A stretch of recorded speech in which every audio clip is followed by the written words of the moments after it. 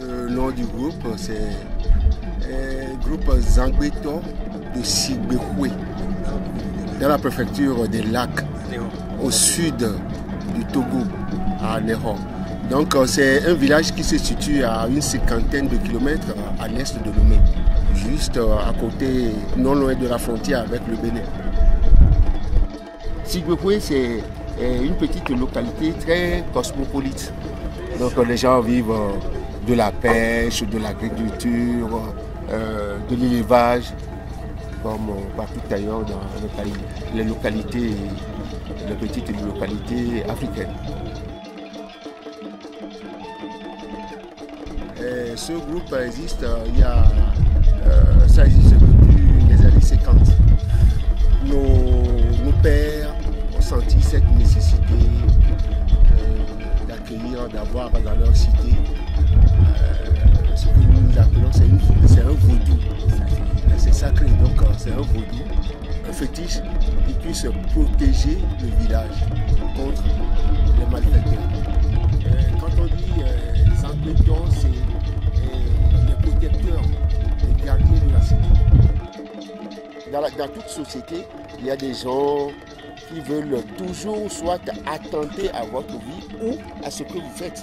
Donc, il peut y avoir d'autres populations qui vont vouloir annihiler nos forces pour pouvoir nous dominer ou pour nous nuire.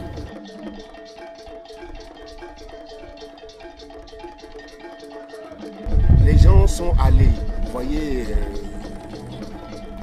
la population circule beaucoup. Donc, quelqu'un de notre village qui est allé vers le Bénin, et les villages voisins. C'est comme ça que souvent les gens, chez nous, c'est comme ça qu'ils échangent les vaudous. Donc quelqu'un va et il trouve que bon, ce vaudou, et ça peut protéger le village. Donc il contacte les gens de là, il discute avec eux.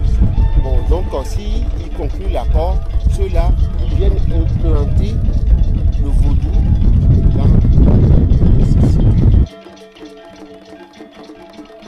nos Zangbeto, comparé à ceux du Bénin.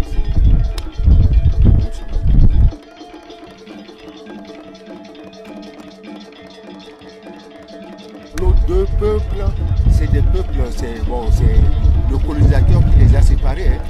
C'est des populations qui ont toujours été ensemble. Ils parlent dans la même langue, ils ont les mêmes pratiques. C'est ça.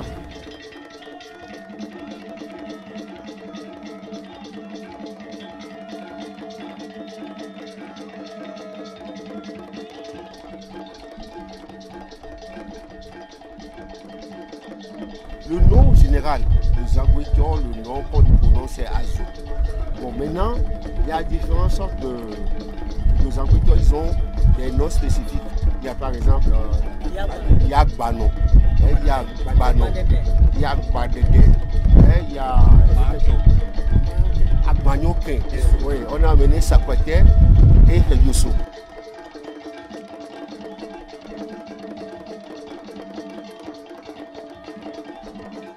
Lorsqu'on parle de Zangbeto, ça, d'abord, les Zangbeto, c'est la démonstration de leur pouvoir mystique, et puis c'est ça.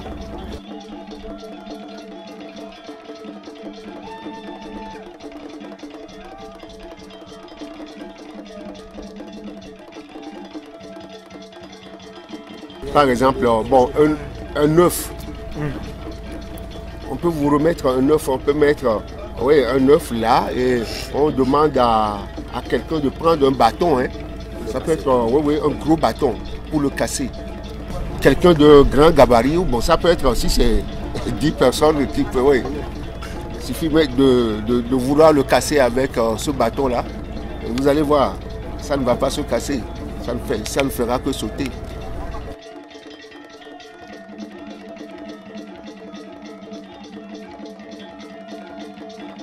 L'homme vit avec son environnement, la société évolue. C'est sûr que les Zangbeto aussi va évoluer. La fois dernière, j'ai vu chez nos voisins, il y a eu un numéro où un Zangbeton a piloté une moto. Chez nous, le téléphone, nous, on l'avait avant même l'apparition du téléphone mobile. Oui, parce qu'on a cette force avec des statuettes sacrées.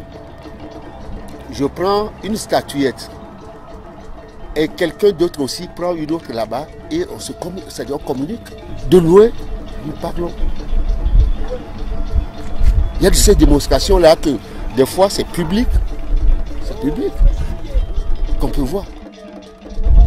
Et on peut, des fois, bon, le Zangbeton, des fois, ben, on voit les Zangbeton, mais les Zangbeton sur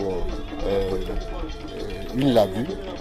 Et ça traverse toute la lagune pour arriver à l'autre bord. Et pendant ce temps-là, vous allez voir comment on communique avec.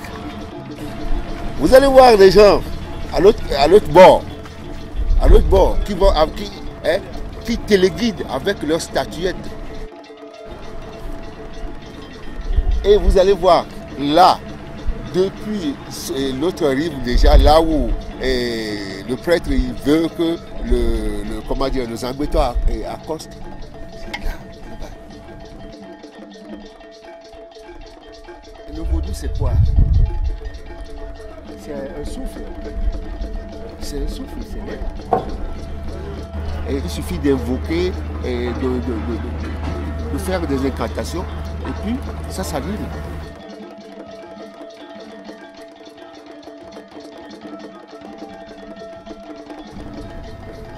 L'homme africain, il croit toujours en quelque chose. Et de là, moi, je me dis que quand Dieu a créé les hommes, il les a créés et il a laissé quelque chose pour faire reconnaître aux gens sa puissance.